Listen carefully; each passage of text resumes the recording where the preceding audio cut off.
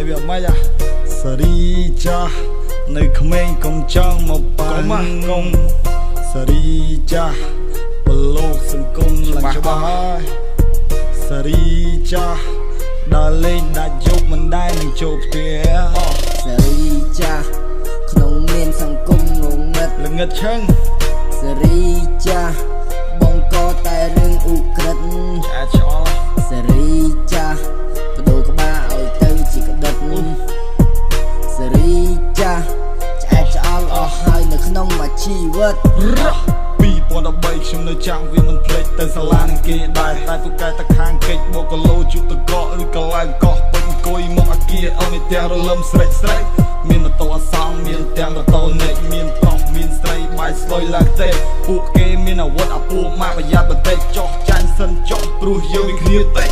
ខ្ញុំសេរីចាស់ចូលចិត្តបោះម៉ូតូដើរលេងមានអាវុធកាងក្លឹបអាប៉ូឡូស៊ីហ្គេហើយតាមគ្មានអាណាក៏ចង់មកកោគ្នាខ្ញុំវាមានច្រើនប្រហែលជាង100ម៉ូតូដើរលេងដាច់យប់ហ៊ានបថុយតាមផ្លូវហើយបើកអញបេះដោះមួយគ្រាសិនទៅមើលឆ្វេងមើលស្ដាំបុកឲ្យជាប់ចាប់ឲ្យត្រូវប្រយ័ត្នបលិសតាមពួកយើងវាតល់ផ្លូវសេរីចាស់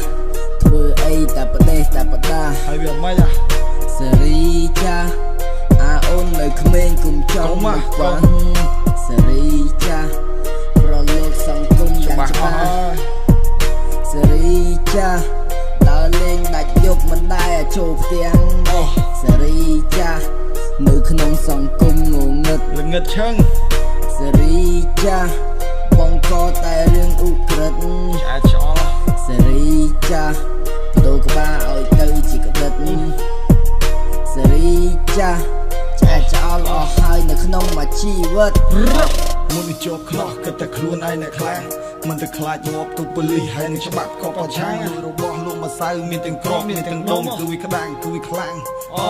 ដូចមិនសូវខ្វល់ឯពីរឿងដាច់លុយពេលដែលដាច់ខ្លាំងពីម៉ូតូចេញរុយចេញទៅបេះទៅបោចចេញទាំងបថុយពេលដែលបានលុយយកទៅកក់មកបរហើយមានកបិតមានបថៅមានទាំងដែកមានទាំងបងយកហើយតោះចេញទៅដានស្លាប់ដូចជាហងកុំមកប៉ះកុំមកពាត់ព្រោះតែដៃអញមិនចង់តែបើចិត្តឲ្យចង់សាយទុកឲ្យអញបដូរមកបងអង្គុយផឹកកាហ្វេ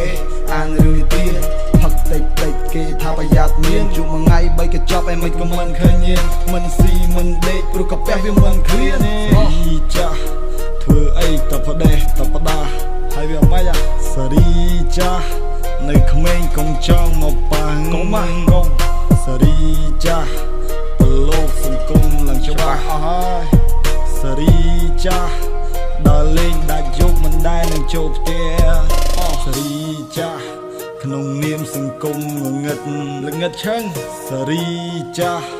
បង្កតែរឿងឧក្រិដ្ឋ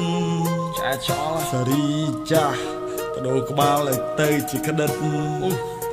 សេរីចាស់